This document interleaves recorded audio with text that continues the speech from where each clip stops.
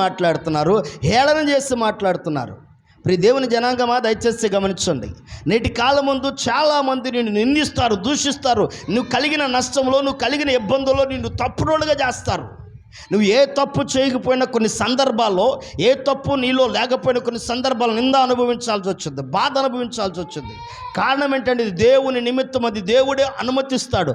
ఆ తదుపరి దేవుడు గొప్ప ఆశీర్వాదాన్ని కొరకు సిద్ధపరిచింది ఇస్తాడు. ఆమేన్.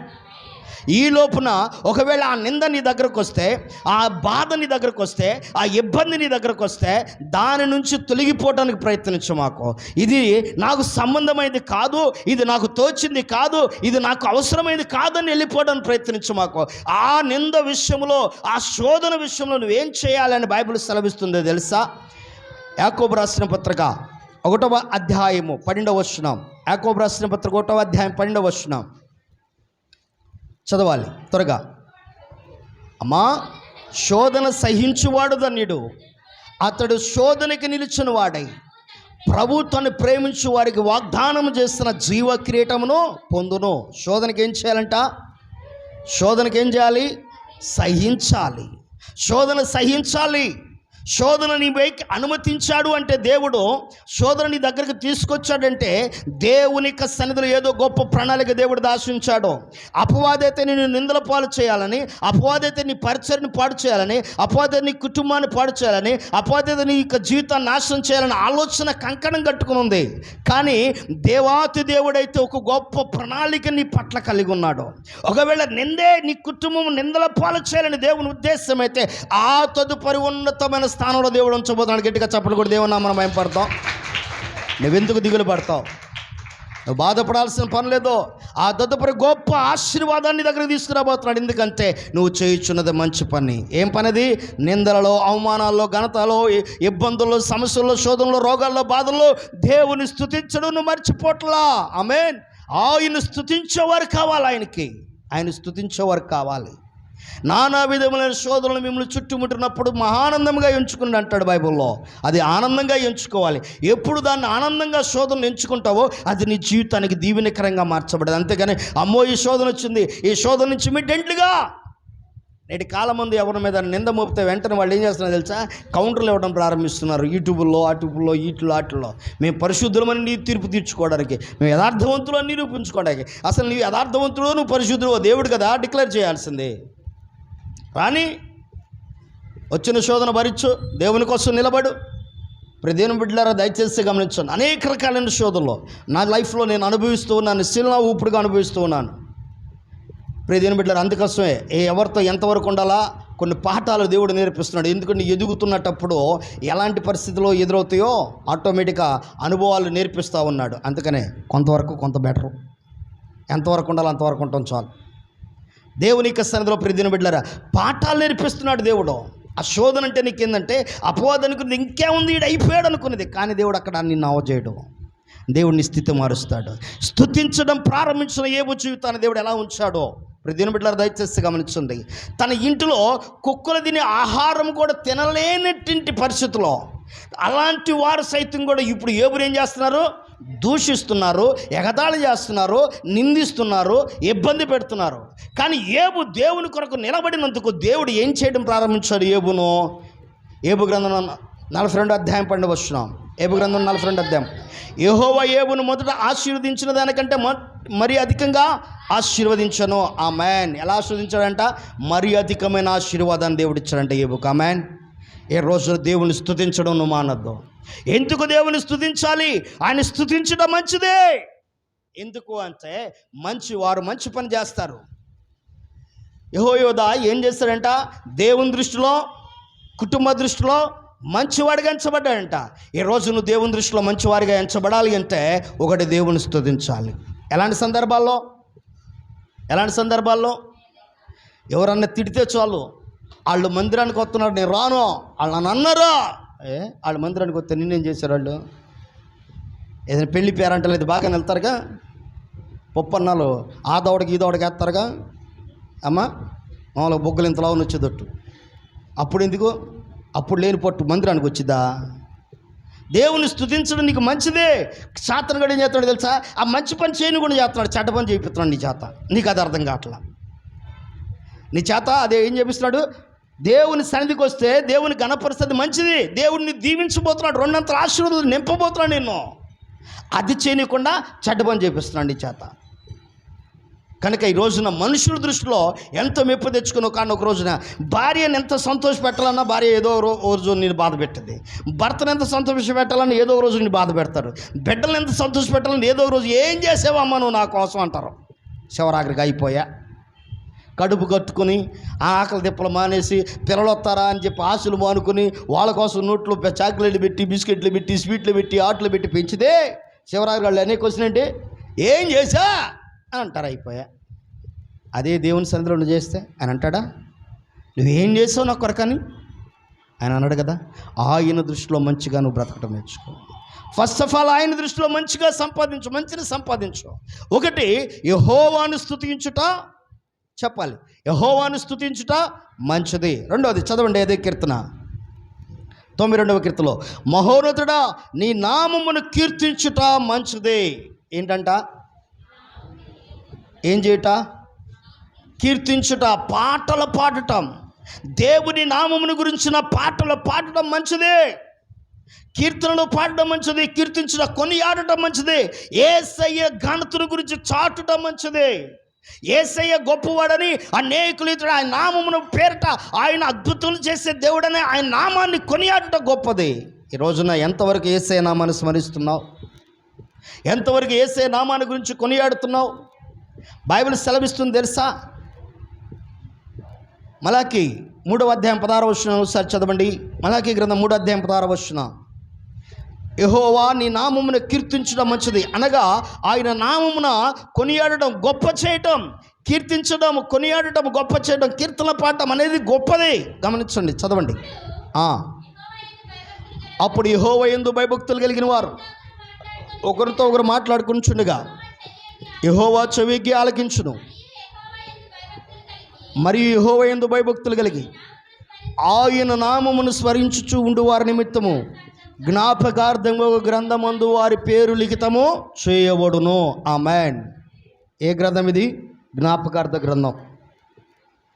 ఎప్పుడైతే దేవుని నామాన్ని జ్ఞాపకం చేసుకుంటూ నలుగురు కూర్చున్న చోట దేవుని నామాన్ని ఉచ్చరిస్తూ నలుగురు కూర్చున్న చోట దేవుడు నీకు చేసిన కార్యాన్ని గురించి తలపోసుకుంటూ ఉన్నావో అప్పుడు దేవాతి దేవుడు నీ జీవితంలో గొప్ప కార్యం చేయడం ప్రారంభిస్తాడు. అప్పుడు దేవాది దేవుడు నీ జీవితంలో ఏం చేస్తాడు? గొప్ప కార్యం చేస్తాడు. విడిచిపెట్టడు, ఆయన గొప్ప కార్యం చేస్తాడు. నలుగురు కూర్చున్న చోట ఏం చెప్తారు? 5వ అక్కయ్య గురించి చెప్పుకుంటారు. నలుగురు కూర్చుంటే అక్కయ్య వచ్చింది, ఇప్పుడు 5వ అక్కయ్య వచ్చింది. నలుగురు అక్కాయలు ఉన్నారు, ఈ అక్కాయలుగా 5వ అక్కయ్య కావాలి. లేకుంటే నలుగురు అన్నయ్యలు ఉన్నారు, ఇంకో 5వ అన్నయ్య కావాలి. ఎందుకే? వాళ్ళ కాలక్షేపం కావాలంటే. అమ్మ అర్థమైందా? 1 గంట 2 గంటలు వాళ్ళ కాలక్షేపం కావాలంటే ఎవరు రావాలి? 5వ అన్నయ్యో 6వ అన్నయ్యో 7వ అన్నయ్యో రావాలా, లేకుంటే 5 అక్కో 6 అక్కో 7 అక్కో రావాలా. వాళ్ళ మధ్యకి వస్తే కానీ అప్పుడు వాళ్ళకి టైము అస్సలు ఎంత టైమో తెలీదు. అక్కో చాలా టైం అయిపోయిందిగా. ఏమైపోయింది అమ్మా? చాలా టైం అయిపోయింది. ఎందుకు? కాలక్షేపం చేసుకోవడానికి, ఊసులు చెప్పుకోవడానికి. దేవుని యందు భయభక్తులు కలిగిన నీవు ఆయన నామాన్ని ఎప్పుడు కీర్తించావు? కొనియాడవా ఎప్పుడన్నా? ఆడ కూర్చున్నావు, అక్క ఈరోజు దేవుడు నా పట్ల గొప్ప కార్యం చేస్తాడు తెలుసా అని ఎప్పుడన్నా చెప్పుకున్నావా? నలుగురు కూర్చున్న చోట ఎప్పుడన్నా మాట్లాడుకున్నావా? ఏమండి వస్తాయా? రావు. అవసరమైతే పాస్టర్ గారు వస్తాడు లైన్లోకి. ఏంది మొన్న మధ్యన ఏంది పాస్టర్ గారు ఏంది వాక్యం ఏంటో చెప్పాడు? మామూలుగా ఇదేక గంట పోయి అక్క వస్తే గంట ఉండిద్ది, పాస్టర్ గారు వస్తే 2 గంటలు ఉండిద్ది మీటింగు. అవసరం 3 గంటలు కూడా వెళ్ళొచ్చు. ఏంది పాస్టర్ గారు ఈ మధ్యన మందిరానికి రావట్లేదు, అప్పుడప్పుడు వస్తుంది, ఏంది ఏమైందంటావు? ఇంకో గంట అయిపోయా. ఎందుకంటారా తంట? ఇన్ని గంటలు వేస్ట్ చేసుకోవడం అంత తంట అవసరం అంటారా? దేవుని కొరకు ఆయన నామాన్ని ఆయన కొనియాడండి. దేవుడు నీకు చేసిన కార్యాలు ఈ వారంలో నీ బిడ్డల జీవితంలో ఏ కార్యం చేస్తాడో ఆ సాక్ష్యాన్ని పంచుకో. దేవుడిగో ఈ వారంలో నా పట్ల ఈ కార్యం చేస్తాడక్క, ఈ వారంలో దేవుడు నా పట్ల ఈ కార్యం చేస్తాడన్నా ఇగో ఈ అద్భుతం జరిగించాడు, మా అబ్బాయి విషయంలో నేను ప్రార్థన చేస్తాను, దేవుడు ఈ అద్భుతం జరిగించాడని నలుగురు కూర్చున్న చోట ఒక గొప్ప కార్యాన్ని జీవితంలో చెప్పుకోవడానికి లేవా? ఉన్నాయా లేవా? ఉంటే ఇక్కడ సాక్ష్యమే చెబుతారుగా, ఆడ చెప్పుకోవటం ఏముంది? ఏమో చెప్తారా లేదా? ఇక్కడ సాక్ష్యం చెప్పరా? ఉంటే అంటే లేవు అంటే ఒక శుభకరమైన కార్యాలు ఏవి? దేవుని గురించిన శుభకరమైన కార్యాలు పంచుకోవడానికి ఏమీ మచ్చు కనబడట్లేదా? దేవుడు అంటున్నాడు, ఆయన నామమును కీర్తించడం మంచిది అనగా కొనియాడాలి, ఆయన నామాన్ని గురించి గణపరచాలి. ఆయన నామమును స్తుతించడము ఎంత మంచిదో ఆయన నామమును గురించి ఘనంగా చెప్పుకోవడం కూడా అంతే మంచిది. యేసయ్య ఎంత గొప్ప కార్యం చేశాడు అక్క నా పట్ల, ఎంత అద్భుతం జరిగించాడో తెలుసా, ఎంత అపాయం నుంచి విడిపించాడో తెలుసా, ఎన్ని సమస్యల నుంచి విడిపించాడో తెలుసా. రోజు ఒక్క కార్యం దేవుడు చేస్తుంటే, రోజు ఒక మీటింగ్లో నలుగురు కలిసి చెప్పుకుంటుంటే వారి విశ్వాసం ఎంత బలపడిద్దండి. ప్రభా, ఆ సహోదరి జీవితంలో ఈ అద్భుతం చేసేవే, నా జీవితంలో కూడా ఈ అద్భుతం జరిగించు ప్రభు అని చెప్పుకోవడానికి ఎంత గొప్ప కార్యం జరిగిద్దండి. ఎంత ఆత్మీయంగా బలపడతావు? బలపడవా? బలపడతాంగా. బలహీనమైన విషయాలు పంచుకుంటే వారు బలహీనపరచబడతారు. బాగా గుర్తుపెట్టుకోండి. ఎప్పుడైనా బలహీనమైన విషయాలు పదే పదే పదే పదే విన్నారనుకో, ఆ ఎక్కాయి ఆ ఎక్కాయి ఆ ఎక్కాయి ఆ ఎక్కాయి అన్నావు అనుకో, నిజంగా నువ్వు కూడా రోజు ఆ ఎక్కాయి అయిపోతావు. నిజంగానే వచ్చేస్తే లక్షణాలు. ఎందుకంటే అయ్యే చెవులో పడతా ఉంటాయి.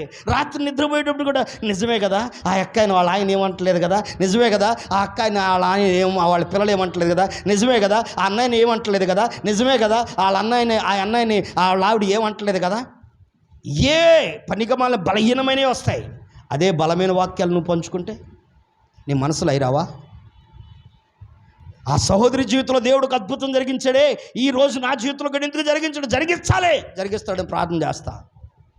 ఆయన నామాన్ని నేను కూడా కొనియాడేదిగా, ఆయన నామాన్ని నేను కూడా కీర్తించేదిగా, దేవుడు నా పట్ల ఈ కార్యం చేస్తాడో అనే ధైర్యం నీలో రావాలి. వచ్చింది. ఎప్పుడు నలుగురు కూర్చున్న చోట ఈ రోజు నుంచి పద్ధతి మార్చండి. ఏం పద్ధతి మారుస్తారు? ఓ పాట ఉంది కదా, ఏం పాట అది? స్టీవెన్సన్ గారు ఒక పాట రాశారు కదా, పాటను ఒకసారి వింటా. పాట గుర్తు చేతి పాడతారా? ముసలమ్మ ముచ్చట్లు పాడండి గట్టిగా. అమ్మాయికి తీసుకోండి, పాడాలి. మీరు పాడాలని నేను అలా పట్టుకోండి. ఎవరు పాడతారు? పాడండి. ఎవరు పాడరు? అంత సాహసం ఎవరు చేయరు. చేస్తారా? చేయండి. పాడు. అమ్మాయికి పల్లవి పాడలే చాలు. ఈ అమ్మాయికి అటీరా.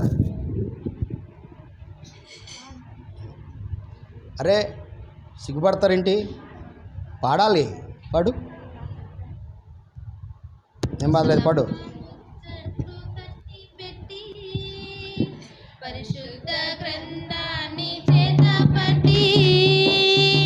ముసలమ్మ ముచ్చట్లు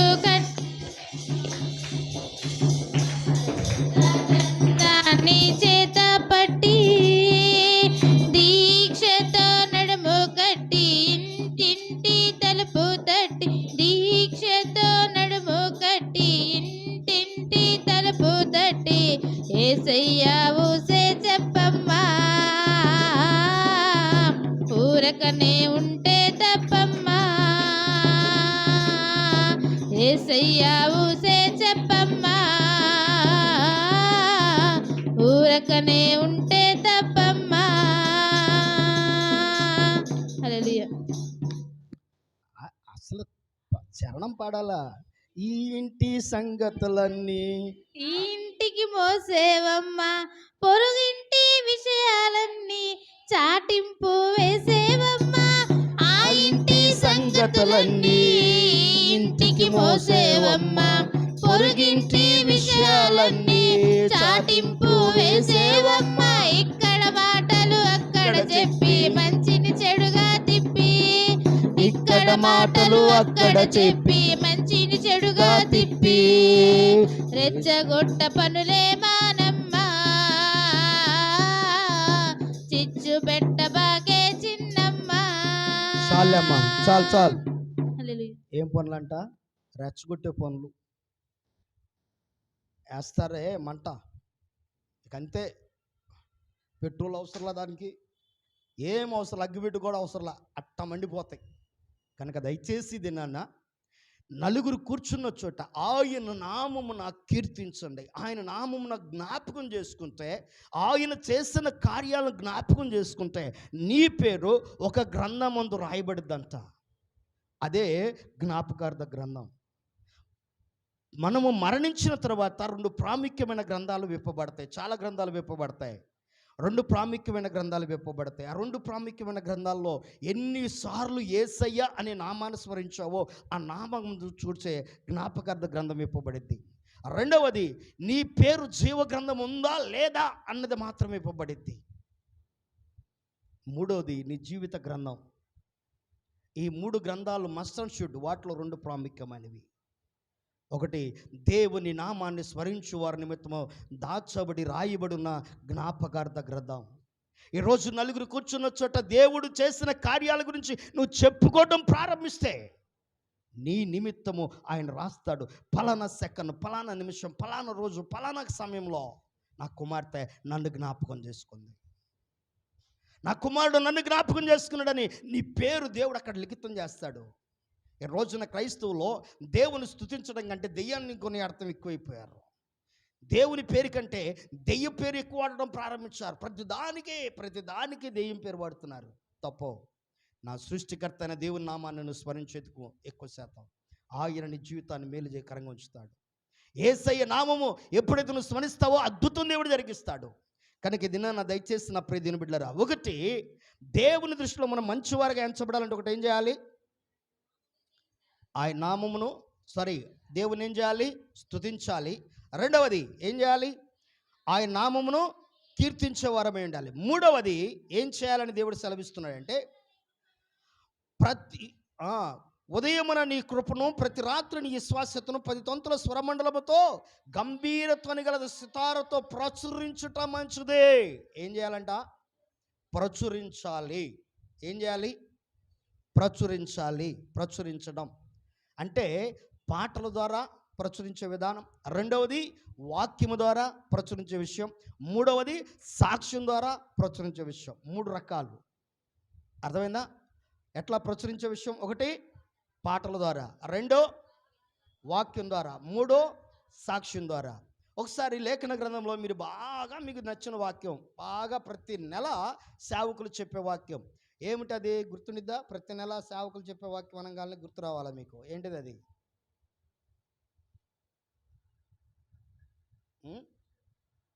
గట్టిగా, ప్రతి నెల సేవకులు చెప్పే వాక్యం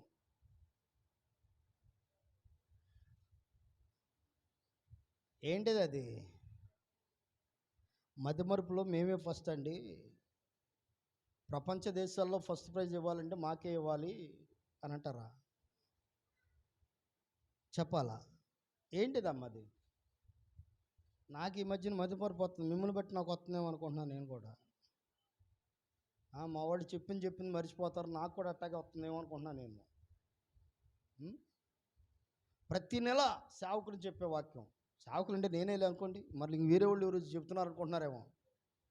ప్రతి నెల ఒకసారి గుర్తు చేస్తా. ఏంటిది అది?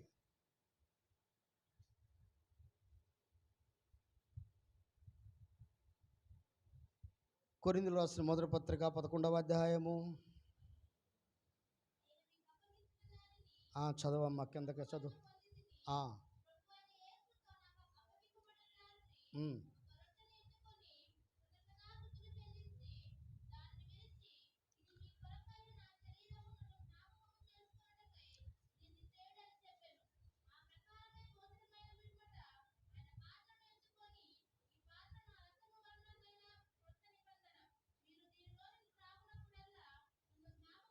నన్ను జ్ఞాపకము చేసుకున్నటకై దీని చేయడని చెప్పాను.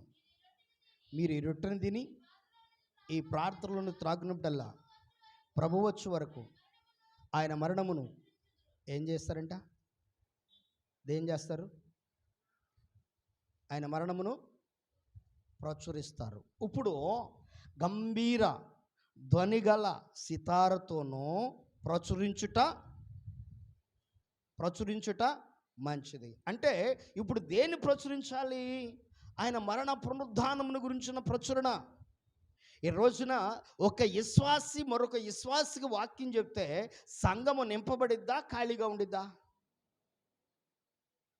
ఏమా చెప్పాలి. ఒక క్రైస్తవుడు మరొక క్రైస్తవుడికి వాక్యం చెప్తే సంఘము నింపబడిద్దా, ఖాళీగా ఉండిద్దా? చెప్పాలి. మాకు ఎన్ని పనులు అంటారు, ఎన్ని పనులు. ఉదయాన్ని లేచిన కాడి నుంచి 24 గంటలు చాలట. పాస్టర్ గారు ఏమన్నా ప్రార్థన చేయండి 36 గంటలు వచ్చేటట్టు అంటారా? ఇంకో 8 గంటలు మా దగ్గరకు వచ్చేటట్టు ప్రార్థన చేయండి అంటారా? లేకుంటే ఇంకో 12 గంటల్లో ఏమొచ్చేటట్టు? 24 గంటలు చాలట్లేదండి మాకు సమయము ప్రచురించడానికి. ఒక్క మాట, యేసయ్యను గురించిన మాట, దేవుడు నీ జీవితంలో జరిగించిన మాట, ఒక్క మాట అక్కడ పంచుకుంటే నీ జీవితంలో అద్భుతం జరిగిద్దండి. ఈరోజు నలుగురికి దేవుని మాటలు అందిస్తే నీ జీవితంలో అద్భుతం జరిగిద్ది. వారు వినకపోని, నమ్మకపోని, విశ్వసించకపోని నథింగ్, మనకు అనవసరం. నువ్వు కలవ మారమనొద్దు, మతం మారమనొద్దు, రంగు మార్చుకోమనొద్దు, వేషం మార్చుకోమనొద్దు, ఏం చేయొద్దు. నీ కష్టమైతే యేసు ప్రభు సన్నిధిలో ప్రార్థన చేసుకో, దేవుడు అద్భుతం జరుగుతాడు. ఒక మాట చాలు, అయిపోయా. ఆయన నీ కోసం ప్రాణం పెట్టి తిరిగి లేచాడు, నా కోసం ప్రాణం పెట్టి తిరిగి లేచాడని మా బైబిల్ చదివిస్తుంది. నమ్మితే, నువ్వు విశ్వసిస్తే, ప్రార్థన చేయి, దేవుడు నీ పట్ల కార్యం చేస్తాడు. ఒక మాట అయిపోలా. దానిలో మతం మారమంది ఏముంది? మతం మారమని ప్రచారం చేసేవాళ్ళు క్రైస్తవులు అయితే చంద్రబాబు గారు కూడా మతం మారమని ప్రచారం చేసినట్టే. తెలుసా మీకు ఆ సంగతి? తెలుసండి. మన ఎంపీలు ఎమ్మెల్యేలు కూడా మతం మారమని ప్రచారం చేసినట్టు. ఎందుకంటే క్రిస్మస్ వస్తే అంత ప్రసంగాలన్నీ ఆలయ్యాయి. అర్థమైందా? క్రిస్మస్ వస్తే ప్రసంగాలన్నీ ఎవరయ్యాయి చెప్పాలా? రాజకీయ నాయకులే కదా. మరి వాళ్ళు కూడా మతం మారమని చెప్పాలి కదా. యేసు ప్రేమ స్వరూపి, యేసు నిజదేవుడు. మొన్న గుడ్ ఫ్రైడేకి చెప్పారు ఏమని? నరేంద్ర మోడీ గారు కూడా చెప్పారు ఏమని? ఆయన ప్రేమ, ఆయన త్యాగం కొనియాడదగినది.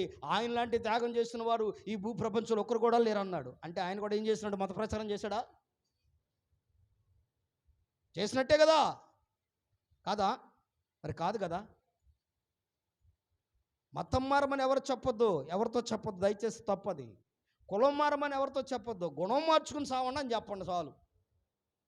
నీ గుణం మార్చుకోండి, నీ పద్ధతి మార్చుకోండి. ఇదిగో దేవుని వాక్యం ఇలా సెలవిస్తుంది. నమ్మితే నమ్ము, లేకుండా మానేసి, అది నీ వ్యక్తిగతం. చెప్పాలనిపించింది, నేను చెప్పేశాను, నథింగ్, అంతే. సువార్త అంటే ఇది. ఇంతకు మించి వెళ్ళిపోయి వేదాల్లోకి వెళ్ళిపోయి, సంస్కృతంలోకి వెళ్ళిపోయి, లేకుండా పురాణాల్లోకి వెళ్ళిపోయో, ఆది పురాణంలోకి వెళ్ళిపోయో, లేకుండా వాళ్ళ దగ్గరికి వెళ్ళి వీళ్ళ దగ్గరికి వెళ్ళి వాళ్ళు అది వీళ్ళు ఇది అని చెప్పి ఎప్పుడు తప్పు. వారి ఆరాధనలు ఎప్పుడు తప్పు పట్టొద్దండి. వారు నచ్చింది వారు ఆరాధన చేసుకుంటారు, నీకు నచ్చింది నువ్వు ఆరాధన చేసుకున్నావు, అంతే, వదిలేసాయి. భారతదేశం లౌకిక దేశం. ఈ లౌకిక దేశంలో ఎవరికి నచ్చిన ఆరాధన వారు చేసుకోవచ్చు. అంతేగాని ఒకరి ఆరాధన నువ్వు తప్పుగా భావించొద్దు, ఒకరి ఆరాధన తప్పు పట్టొద్దు ఎప్పుడు.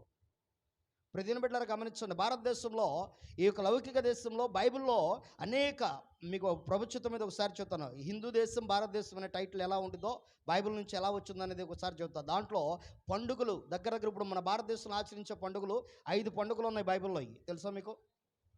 5 పండుగలు బైబిల్లో ఉన్నాయి మన భారతదేశంలో ఆచరించే పండుగలు. వాటిలో ఒక పండుగ చెప్తా, మకర సంక్రాంతి. ఏంటిది అది? సంక్రాంతి అంటారు. సంక్రాంతి కాదు అది, మకర సంక్రాంతి. అర్థమైందండి? ఇది ఏ నెలలో వచ్చింది? మొదటి నెలలో వచ్చింది. కానీ బైబిల్లో ఈ మొదటి నెలలో వచ్చే పండుగ ఏం పండుగ అంటారు బైబిల్లో తెలుసా? తొలి పనల పండుగ అంటారు. దీన్ని కూడా మకర సంక్రాంతి ఏమంటారు? దీన్ని బాగా గుర్తుపెట్టుకోండి. ఏ డేట్లు చేస్తారు దీన్ని? 14, 15, 16, లేక 13, 14, 15. ఈ డేట్లు తప్ప వేరే డేట్లు చేయరు. మీరు బైబిల్లో ఓ డేట్లు చూపిస్తా చూడండి ఒకసారి. లేవియాకాండం,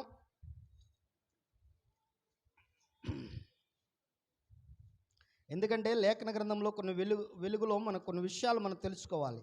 వాస్తవిక విషయాలు మనం తెలుసుకుని సత్యాన్ని గ్రహించాలి, అంతేగాని వేరే వాళ్ళని ఎవరిని తప్పు పట్టకూడదు. దయచేసి గమనించండి. లేవియాకాండం 25 అధ్యాయము 4వ వచనం చదవండి, లేకుంటే 3వ వచనం చదవండి. 4వ వచనం చదవండి అమ్మా.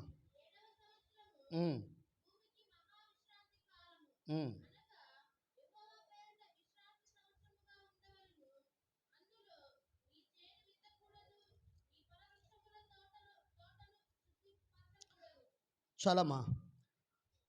23వ అధ్యాయము 4వ వచనం చదవండి. 23 అధ్యాయం 4వ వచనం. ఇది యెహోవా నియమ కాలములు నియమించిన కాలమును బట్టి మీరు చాటించవలసిన పరిశుద్ధ సంగపు దినములు ఇవి. మొదటి నెల 14వ దినమున సాయంకాలం ముందు యెహోవా పస్కా పండుగ జరుగును. ఆ నెల 15వ దినమున యెహోవాకు పొంగని రొట్టెల పండుగ జరుగును. 7 దినములు మీరు పొంగని వాటినే తినవలను. చాలండి. ఏ దినాలు ఇవి? 14, 15. సంక్రాంతి ఏ నెలలో వచ్చింది? ఇక్కడ ఏ నెల ఉంది? ఏ డేట్లు వస్తాయి? ఇక్కడ ఏ డేట్లు ఉన్నాయి? సంక్రాంతిలో 3 ఉంటాయి ప్రాముఖ్యమైన. ఏంటి తెలుసా మీకు? 1 భోగి, 2 పండుగ, 3 కనుమ. తెలుసా మీకు? 3 ఉంటాయి. ఇక్కడ పస్కా అనేది యేసుక్రీస్తు ప్రభువారిని పస్కా బలి పశువుగా వధించారు. గుడ్ ఫ్రైడే అని చెప్పి శుక్రవారం చేస్తారు. దీని గురించి ఒకసారి చెప్తారులే మీకు. శుక్రవారం చేస్తారు గుడ్ ఫ్రైడే అని. అది ఇప్పుడు ఏం చెప్పను కదా దాని గురించి. ఇక్కడ పస్కా పండుగ ఎప్పుడు జరగాలంటే మొదటి నెల యేసుక్రీస్తు ప్రభు చనిపోయిన డేటు మొదటి నెల 14వ తారీఖు. మొదటి నెల 14వ తారీఖు యేసుక్రీస్తు ప్రభు చనిపోయిన డేటు. అర్థమైందండి? పస్కా పలి పశువుగా మన కోసము వధించబడిన రాయబడి ఉంది. అంటే పస్కా పండుగ రోజు యేసు ప్రభు ఏం చేయబడ్డాడు? చనిపోయాడు. అంటే మొదటి నెల ఎప్పుడు చనిపోయాడు? 14వ తారీఖు. యేసు ప్రభు చనిపోక మునుపు పేతురుతో ఏమన్నాడు? నువ్వు నన్ను ఎరుగువని ముమ్మారు చెప్తావు, అప్పుడు కోడి కూసిద్ది అన్నాడు. అప్పుడు పేతురు గారు యేసుక్రీస్తు ప్రభుతో పాటు వెంబడించేటప్పుడు అక్కడ ఏం వేశారు? చలిమంట. ఏమంట? బైబిల్లో రాయబడిన చూస్తాంగా. అక్కడ వారు చలి కాచుకుని చుండగా వారి యుద్ధకు వెళ్ళినప్పుడు నువ్వు వారిలో ఒకని వాడివి కదా అన్నప్పుడు, అయ్యయ్యో ఆయన ఎవరో నాకు తెలియదు, నేను ఆయన ఎరగనే. వెంటనే కొడుకు క్రోకు అని కూసింది. కోడి పందాలు సంక్రాంతికి వేసి. అర్థమైందా? చాలా ఉన్నాయి మర్మాలు బైబిల్లో. విషయాలు తెలియక చాలామంది పక్కదారిని వెళ్ళిపోతూ ఉన్నారు. మనం వాటి గురించి ఆలోచన చేయొద్దు. ఇంకా ప్రభుత్వం మీద వివరిస్తాను ఎప్పుడన్నా. కనుక దినాన్ని గమనించండి. ఆయన ప్రచురించు, దేవుని నామాన్ని ప్రచురించు. ఇతరుల గురించి నీకు అనవసరం. ఆయన ఎంత గొప్పవాడో ఆయన గురించి తెలియచేయి. ఆయన నీకు చేసిన కార్యాల గురించి తెలియచేయి. ఆయన చేసిన మంచి పనుల గురించి తెలియచేయి. ఎప్పుడైతే ఇలా తెలియచేయడం ప్రారంభిస్తామో, ఎప్పుడైతే మన బాధ్యత, దేవుడు నీకు అప్పగించిన బాధ్యత, దాన్ని పక్కన పడేయొద్దు. ఈ రోజున బాప్తిసం తీసుకుని ప్రభు బల్లారాధన తీసుకుంటున్న నీ జీవితంలో ఒక బాధ్యతను దేవుడు నీకు అప్పగించాడు. నీ భుజానికి ఒక బాధ్యత పెట్టాడు. ఏంటి తెలుసా? నువ్వు ఇతరులకు నా నామముని గురించి కీర్తించు. ఇతరుల దగ్గరికి వెళ్ళినప్పుడు స్తుతించు. ఇతరుల దగ్గరికి వెళ్ళినప్పుడు ఏం చేయాలి? ప్రచురించు. ఇది నా దృష్టికి మంచి పని. ఇంకా కొన్ని మంచి పనులు ఉన్నాయి. ప్రభు చిత్తం అయితే మరో బుచ్చవారం చెప్పుకుందాం. తల ఉంచుదాం ప్రభు సన్నిధిలో. ప్రియ దేవుని జనాంగమ దయచేసి తల ఉంచుదాం, ప్రార్థన చేద్దాం. ఆశ్చర్యకరుడైన దేవుడు ఈ దినమున ఉన్నతమైన కార్యం నాటి జీవితంలో జరిగించాలని ఆశపడుతున్న దేవుని సన్నిధిలో ప్రార్థన చేద్దాం. నిరాశ నిస్పృహల నుంచి బయటికి రా. బలహీనమైన ఆలోచన నుంచి నువ్వు బయటికి రా. ఈ రోజున ప్రభువుని కొనియాడు. ఆయన స్తుతించడం మంచిది. మంచి పని చేయి. ఈ రోజున ప్రార్థనకు వస్తున్నావు, పెదవులు తెరిచి స్తుతించలేకపోతున్నావు. ప్రార్థనకు వస్తున్నావు, దేవుని గురించి కీర్తించలేకపోతున్నావు, కొనియాడలేకపోతున్నావు. ప్రార్థనకు వస్తున్నావు, దేవుని యొక్క సన్నిధిలో ప్రియ సహోదరి సోదరుడు ప్రచురించలేకపోతున్నావు. కనుక అలా ఉండొద్దు. కనుక ప్రచురించడం మంచిది. మంచి పని చేయి. ప్రభా, నేను మంచి పని చేయటం నాకు యోగ్యతను దయచేయండి. మంచి పని చేసే స్థితిని నాకు అనుగ్రహించండి. మంచి పని చేసే భాగ్యం నాకు దయచేయండి ప్రభుని ప్రార్థన చేయండి. బైబిల్ సెలవిస్తుంది, నా ప్రియ సహోదరి సోదరుడా, నీ జీవితంలో ఉన్నతమైన ఆశీర్వాదాన్ని, ఉన్నతమైన దీవెన, ఉన్నతమైన మేలులతో నేను నింపి నడిపించాలనుకుంటున్నాడు దేవుడు. ఉన్నతమైన దీవెనలతో వర్ధలింపచేయాలనుకుంటున్నాడు దేవుడు. బలహీనతలో నేను బలపరచాలనుకుంటున్నాడు, భద్రపరచాలనుకుంటున్నాడు. ప్రత్యేకమైన దీవెనలతో నింపి నడిపించాలనుకుంటున్నాడు దేవుడు నిన్ను. ఈ రోజున మంచి పని చేయడానికి ప్రయత్నించాయి. ఏమిటి మంచిది? ఆయన్ని స్తుతించడం మంచిది. ఏమిటి మంచిది? ఆయన కీర్తించడం మంచిది. ఏమిటి మంచిది? ఆయన ప్రచురించడం మంచిది. ఈ రోజున ఆ మంచి పని చేసే వారంగా ఉందా? ప్రభు సన్నిధిలో ప్రార్థన చేద్దాం. దేవానికి కొందనాలు. అద్వితీయుడు అభిషక్తుడు ఆరాధనీయుడు వేల తండ్రి మీ స్తోత్రములయ్యా. స్తోత్రం స్తోత్రం. విన్న వాక్య నిమిత్తం ఆత్మలో ప్రేరేపించబడిన వరకు ప్రార్థన చేయండి.